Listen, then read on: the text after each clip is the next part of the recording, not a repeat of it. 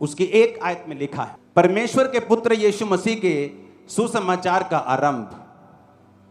जैसा यशाया भविष्यद्वक्ता की पुस्तक में लिखा है, देख मैं अपने दूत को तेरे आगे भेजता हूं जो तेरे लिए मार्ग सुधारेगा। हम बाइबल जब पढ़ते हैं ना, हम इस तरह से पढ़ते हैं जैसे ये वचन एक पास्ट टेंस है, कि ये वचन एक बीता हुआ समय है जिसे मैं पढ़ रही हूं कि ये पुराने समय में हुआ था। समझ आ रही है कि नहीं? अगर यीशु मसीह भी आपकी तरह वचन पढ़ते तो जब यशाया भविष्यद्वक्ता की पुस्तक उन्हें लाकर दी गई तो उसमें लिखा था कि परमेश्वर का आत्मा किस पे है, और उसने कंगालों को सुसमाचार सुनाने के लिए मेरा अभिषेक किया। तो अगर परमेश्वर भी बाइबल हम जैसी पढ़ते तो यही सोचते कि 700 साल पुराना वचन पढ़ रहा हूं। लेकिन यीशु मसीह ने जब बाइबल को खोला तो वो ये बात जानते थे कि ये वचन मेरे लिए लिखा है। तो इसलिए उन्होंने कहा, आज ये लेख तुम्हारे सामने पूरा हुआ है। उसने कहा कि देख मैं अपने दूत को तेरे आगे भेजता हूं जो तेरे लिए मार्ग सुधारेगा। किसके लिए मार्ग सुधारेगा? जीसस के लिए। कौन थे जीसस? परमेश्वर का एक रूप। परमेश्वर धरती के ऊपर अपने इंसान के रूप में आया। वो पूरा इंसान भी था और पूरा परमेश्वर भी था। अगर वो पूरा इंसान था और है तो आप इस वचन को अपने लिए भी ले सकते हैं। जिस दिन आप जीसस क्राइस्ट की तरह पिता को खुश करना शुरू कर देंगे, जिस दिन आप जीसस क्राइस्ट की तरह उसकी पवित्रताई को पहन लेंगे और अपना लेंगे और अपने ऊपर ओढ़ लेंगे, और आप यीशु मसीह की जिस तरह वचनों से प्यार करते थे उसी तरह आप खुदा के वचनों से जब प्यार करने लगेंगे तो वो ये वचन आपके लिए भी पूरा होगा कि वो तेरे आगे दूतों को भेजेगा जो तेरे मार्ग को सीधा करेंगे। आप देखेंगे फिर क्या होता है, किस तरह से आपके रास्ते सीधे होते हैं जो टेढ़े हो चुके हैं, किस तरह से आपके परिवार के रास्ते सीधे होते हैं, किस तरह से आपके बच्चों की पढ़ाई के रास्ते सीधे होते हैं, किस तरह से आपके हस्बैंड की पढ़ाई के, उसके हस्बैंड के बिजनेस के रास्ते सीधे होते हैं। ओ आमीन। मेरे को ऊंचे वाला चाहिए चर्च। हालेलुया। उसने कहा, अपने दूत को तेरे आगे भेजता हूं जो तेरे लिए मार्ग सुधारेगा। फिर ये वचन आपके लिए भी है। जिस दिन आप जीसस क्राइस्ट को प्रसन्न करना शुरू कर देंगे, उसके वचन को स्थान देना शुरू कर देंगे, नशे व्यभिचार और चोरियां छोड़ देंगे, उस दिन वो दूतों को आपके आगे भेजेगा। ये किस दूत की बात वो कर रहा है? इसमें दो तरह के हेल्पर्स होते हैं। एक हेल्पर होते हैं शारीरिक रूप में, जो आपको शारीरिक रूप में मिलते हैं। वो आपका परमेश्वर का एक दास हो सकता है, एक अच्छी चर्च आपका मिलना आपको हो सकता है, या कोई डिवाइन हेल्पर आपकी लाइफ में हो सकता है। आपका बॉस हो सकता है, आपका स्टाफ भी हो सकता है, जिसने नमान कोड़ी की तरह उसके कोड को उसकी स्टाफ ने ही बोल दिया था कि अगर तू भविष्यद्वक्ता के पास जाए तो तेरा कोड ठीक हो सकता है। एक असली दास के पास जाए तो कोड ठीक हो सकता है। एक शारीरिक हेल्पर, फिजिकल हेल्पर, एक ऐसा हेल्पर, एक ऐसा दूत जो शरीर में है। जब एक व्यक्ति यीशु मसीह को प्रसन्न करना शुरू करता है, ये उसके लाइफ की एक निशानी होगी कि लोग उसके साथ खड़े होंगे, और वो लोग ऐसे होंगे जो कि बिना किसी लालच के उसके साथ खड़े होंगे, और लोग हैरान होंगे कि ये बंदा, इनको कोई शारीरिक लालच भी नहीं देता और फिर भी ये इनके साथ खड़े होते हैं, क्योंकि वो सब परमेश्वर ने आपके लिए खड़े किए होते हैं। जब आप यीशु मसीह को प्रसन्न करना शुरू कर देंगे, एक निशानी मैं आपको देता हूं। जिस दिन आप वचन पे चलना शुरू कर देंगे, इंसानी हेल्पर्स आपको मिलना शुरू हो जाएंगे, आपकी लाइफ में वो एंटर करना शुरू हो जाएंगे। वो कहां से एंटर करेंगे आप हैरान हो जाएंगे, लेकिन जल्द आपको कोई मिलेगा जो आपके मार्ग को सीधा करेगा और सुधारेगा। जल्द वो आपकी हेल्प करने वाला है। वो हेल्पर्स रिसीव करो अपनी स्पिरिट में आमीन बोलते हुए। इसमें दो तरह के हेल्पर्स हैं। इसमें लिखा है, जब हम 10 आयत में पढ़ते हैं, जब वह जल से निकलकर ऊपर आया तो तुरंत आकाश को खुलते और आत्मा को कबूतर के समान अपने ऊपर उतरते देखा, और आकाशवाणी हुई, तू मेरा प्रिय पुत्र है, मैं तुझसे खुश हूं। तब आत्मा ने तुरंत उसको जंगल की ओर भेजा। जंगल में 40 दिन तक प्रभु यीशु मसीह की शैतान ने परीक्षा की और वह वन पशुओं के साथ रहे। प्रभु यीशु मसीह वन पशुओं के साथ रहते हुए वहीं रहे और स्वर्गदूत उनकी सेवा करते रहे। ये स्वर्गदूत कौन से थे? शारीरिक या आत्मिक? आत्मिक। दो तरह की हेल्प हेवन परमेश्वर आपके लिए भेजता है। एक वो हेल्प है जो संसारिक रूप में आपको मिलती है। आप कोर्ट केस में हैं, आपको फेवर मिलना शुरू हो जाता है, समाज आप पे फेवर करना शुरू कर देता है, लोग आप पर फेवर करना शुरू कर देते हैं, क्योंकि जब आप यीशु मसीह को प्रसन्न करना शुरू करते हैं तो वचन ये कहता है कि परमेश्वर संसारिक रीति के साथ हेल्पर्स को, मददगारों को, दूतों को तेरे आगे भेजेगा जो तेरे रास्ते को साफ करेंगे। लेकिन दूसरी हेल्प भी उसने कही है। उसने कहा जब शैतान यीशु मसीह के साथ लड़ता और उसकी परीक्षा करता था तो बाइबल कहती है वो वन पशुओं के साथ रहा और स्वर्गदूत उसकी सेवा करते रहे। दूसरी हेल्प होती है जो स्वर्ग से आपको मिलती है, वो दूत जो आपको एक्सीडेंट से बचाते हैं, वो दूत जो आपको बीमारियों से बचाते हैं, वो दूत जो आपको मौत से बचाते हैं, वो दूत जो आपके साथ सुरक्षा के रहते हैं, हमेशा आपके संग रहते हैं और शैतान को सब शैतानी काम करने से आपकी लाइफ में रोकते हैं, क्योंकि परमेश्वर को आपने खुश कर दिया है। लिखा जब वो बपतिस्मा लेकर जल के ऊपर आया तो पवित्र आत्मा उस पर उतरा। वो वन पशुओं के साथ रहा, भालू के साथ रहा, पर भालू उसे खा नहीं पाया। शेर के साथ रहा, शेर उसे खा नहीं पाया। सांपों के साथ रहा, वो उसे काट नहीं पाए।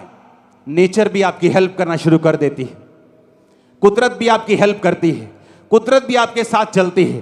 फिर ये गर्मी आपको बीमार करने की बजाय आपको हेल्दी कर जाएगी, ज्यादा सर्दी आपको बीमार करने की बजाय आपको स्ट्रांग कर जाएगी, क्योंकि कुदरत भी आपके साथ रहेगी जब आप परमेश्वर के साथ रहेंगे। तो आप मेरी बात समझ रहे कि नहीं? कारण एक ही है कि क्या आप परमेश्वर के साथ जुड़े हुए हैं कि नहीं।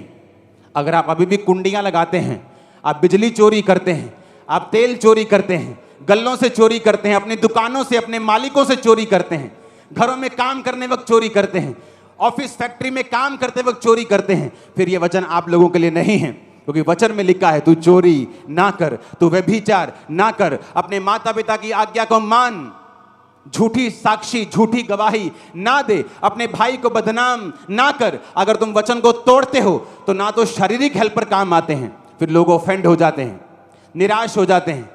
नो मेरे कोई काम नहीं आंदा, ओ टाइम ते मेरे कोई काम नहीं आंदा, कोई मेरे नाल निगा। क्योंकि तेरे साथ अगर परमेश्वर नहीं है तो तेरे साथ कोई नहीं होगा।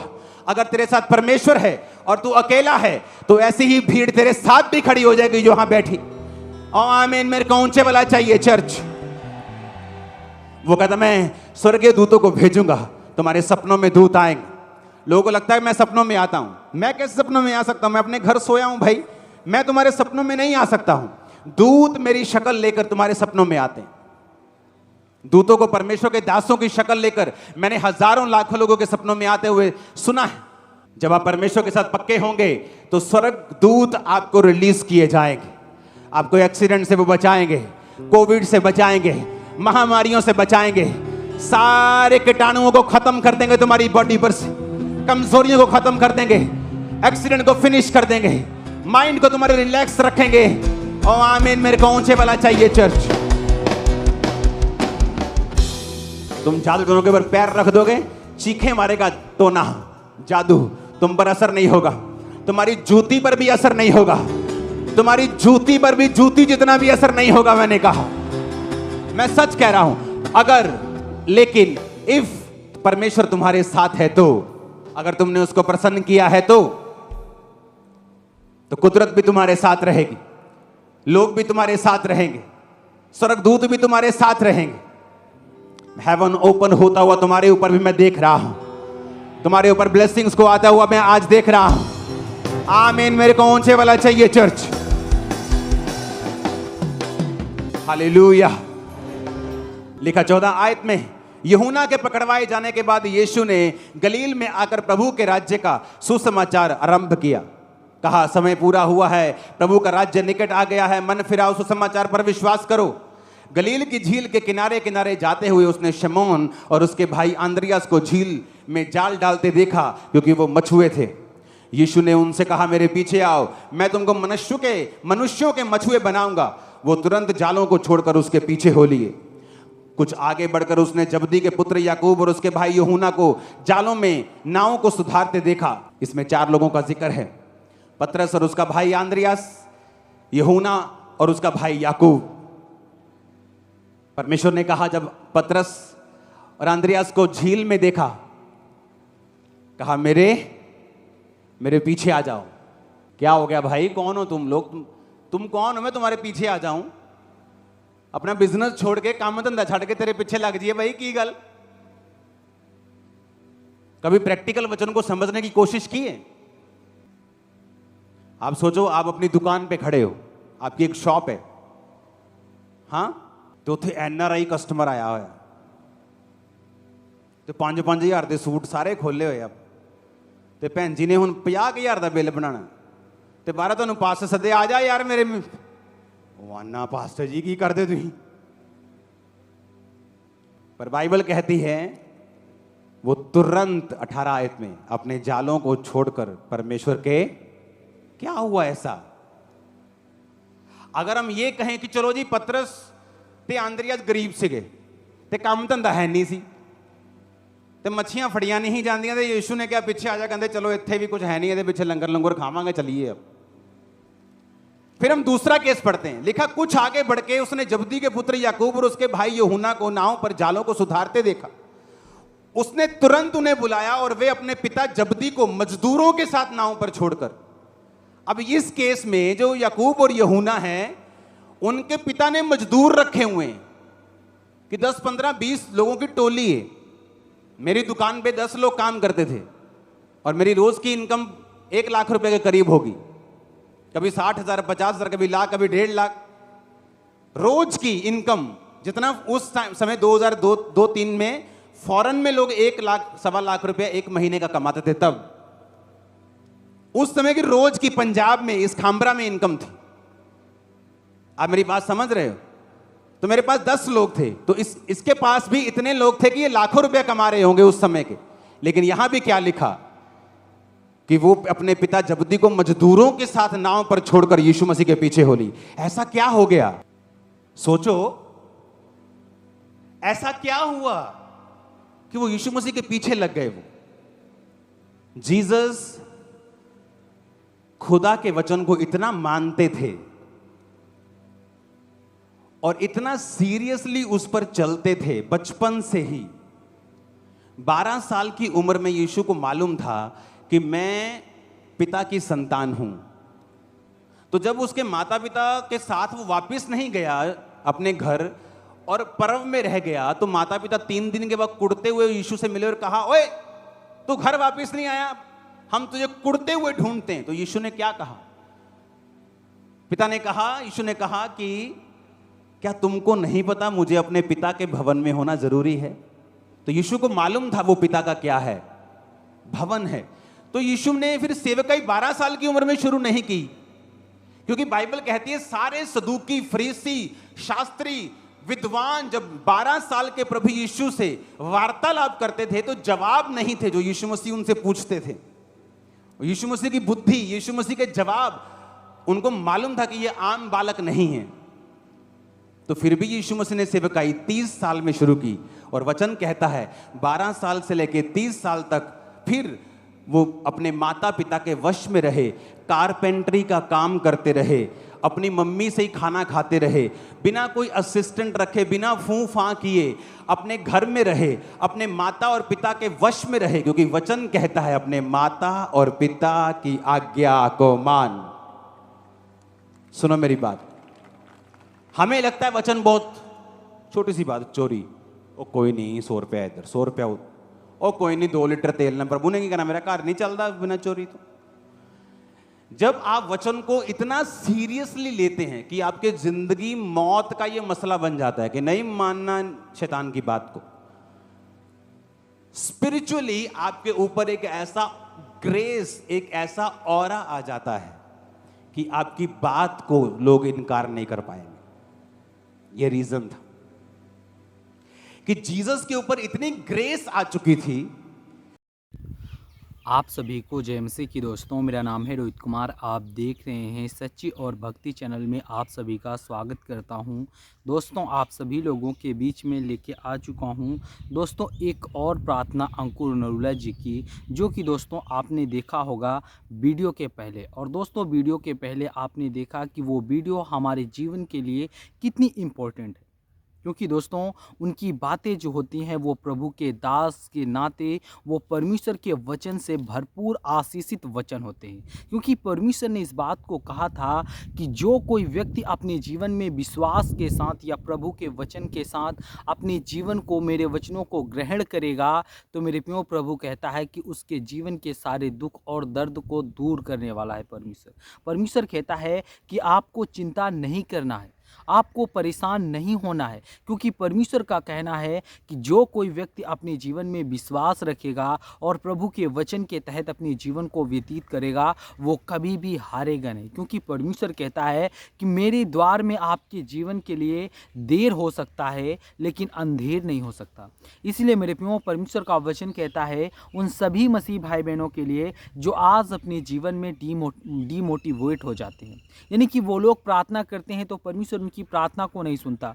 तो क्यों नहीं सुनता, ये वो लोग नहीं जानते हैं। क्योंकि मेरे प्रियो आप लोगों के मन में ये बात आ जाती है कि हम लोग मेहनत करते हैं, संघर्ष करते हैं, फिर भी परमेश्वर हमारी प्रार्थनाओं को नहीं सुनता है। तो मेरे प्रियो प्रभु का वचन कहता है आप लोगों को अपने जीवन में क्या करना है, विश्वास रखना है। प्रभु कहता है कि जो कोई व्यक्ति अपने जीवन में विश्वास रखेगा, प्रभु के वचन पे चलेगा और प्रभु के बताए हुए मार्ग पे अपने जीवन को व्यतीत करेगा, तो प्रभु कहता है कि उसके जीवन के सारे दुख और तकलीफ दूर हो जाएंगे। वो सर्वशक्तिमान परमेश्वर आपको आज़ाद करेगा, आपके सारे बंधनों को तोड़ेगा और आपको हर एक जंजीरों से आज़ाद कर देगा। इसलिए मेरे प्रियो हमें अपने जीवन में विश्वास रखना बहुत ज़रूरी है, क्योंकि विश्वास एक ऐसा शेरनी का दूध है कि दोस्तों जो कोई व्यक्ति अपने जीवन में पिएगा वो शेर की तरह दहाड़ेगा और शैतान से कभी भी नहीं डरेगा। क्योंकि जैसे कि कुछ गांव की कहावतें होती हैं, गांव के लोग कहते हैं कि शेर का दूध पीने वाला, यानी कि शेरनी का दूध पीने वाला व्यक्ति अपने जीवन में किसी से नहीं डरता, और शेर भी यानी कि शेर और शेरनी भी किसी से नहीं डरती। ठीक उसी प्रकार प्रभु कहता है कि जो कोई व्यक्ति मेरे वचन को पढ़ लेता है, जो कोई व्यक्ति मेरे वचन के तहत चल लेता है, वो भी किसी के सामने नहीं डरता, वो किसी शैतान के सामने घुटने नहीं टेकेगा और उसके सामने भी वो लताड़ेगा उसको, उसके सामने भी वो शैतान को भी लताड़ देगा। शैतान उसके सामने से भाग जाएगा, शैतान कभी भी मुकाबला नहीं कर पाएगा। इसलिए मेरे प्रियो प्रभु का वचन कहता है, मैं आप सभी लोगों को कुछ वचन पढ़ना चाहता हूँ विश्वास के ही बारे में। विश्वास के साथ प्रार्थना करना हमारे जीवन के लिए बहुत ही इम्पोर्टेंट है। जैसे कि एक व्यक्ति खाना खाता है अपने शरीर को स्वस्थ रखने के लिए, अपने शरीर में एनर्जी लाने के लिए, अपने शरीर को हरी भरी करने के लिए, ठीक उसी प्रकार प्रभु कहता है कि एक इंसान को अपने जीवन में विश्वास के साथ प्रार्थना करना बहुत ज़रूरी है, क्योंकि परमेश्वर उसको बहुत सारी समस्याओं से और बहुत सारी प्रॉब्लमों से आज़ाद करता है। तो यहाँ पे परमेश्वर का वचन कहता है, पढ़ते हैं, लिखा हुआ है, और विश्वास के साथ जो कुछ तुम मांगोगे वह तुम्हें मिलेगा। और परमेश्वर कहता है कि मत्ती की पुस्तक अध्याय 21 से 22 में लिखा हुआ है, यहाँ पे परमेश्वर का वचन कहता है, यह आयत हमें बताती है कि जब हम पूरी आस्था और विश्वास के साथ प्रार्थना करते हैं तो परमेश्वर हमारी प्रार्थनाओं का उत्तर देता है। परमेश्वर हमारे जीवन के सारे प्रॉब्लमों को दूर करता है और हमको आज़ाद करता है और हमारे सारे बंधनों को तोड़ देता है। क्योंकि मेरे प्रियो प्रभु का कहना है कि जो कोई व्यक्ति अपने जीवन में विश्वास के साथ या प्रभु के वचन के साथ अपने जीवन को व्यतीत करता है, तो प्रभु कहता है उसके सारे बंधनों को तोड़ देता है, आपको आज़ाद करता है। और यहाँ पे परमेश्वर का वचन कहता है संकट के समय प्रार्थना करना बहुत ज़रूरी है। जैसे कि बहुत से ऐसे लोग होते हैं जो आज अपने जीवन में संकट के समय प्रार्थना करते तो हैं, लेकिन उनका जो विश्वास होता है वो कमज़ोर होता है, उनका जो परमेश्वर के वचन के तहत जो अपने जीवन को व्यतीत करते हैं वो सही से नहीं कर पाते हैं। लेकिन मेरे प्रियो, प्रभु कहता है कि जो कोई व्यक्ति अपने जीवन में विश्वास करेगा, और परमेश्वर कहता है तुम संकट में हो तो प्रार्थना करो, और परमेश्वर कहता है अच्छे हो तो गाना गाओ, और परमेश्वर कहता है, यह आयत हमें सिखाती है कि जब हम किसी संकट का सामना करते हैं तो प्रार्थना करते हैं और परमेश्वर से सहायता मांगते हैं। लेकिन जब हम वहीं पे खुशी से अपने जीवन को व्यतीत करते हैं, तब हम अपने जीवन में किसी को याद नहीं करते। इसलिए मेरे प्रियो, परमेश्वर कहता है आपके जीवन में चाहे सुख हो चाहे दुख हो, मेरे वचनों को ज़रूर पढ़ते रहना, क्योंकि आपके जीवन में और आपके आने वाले समय में बहुत सारी समस्याओं से आपको बचाएगा। तो जितने मेरे मसीह भाई बहन हैं, आप सभी को जय मसीह की दोस्तों। God bless you all of you. आमीन। नेक्स्ट वीडियो मिलता हूँ दोस्तों।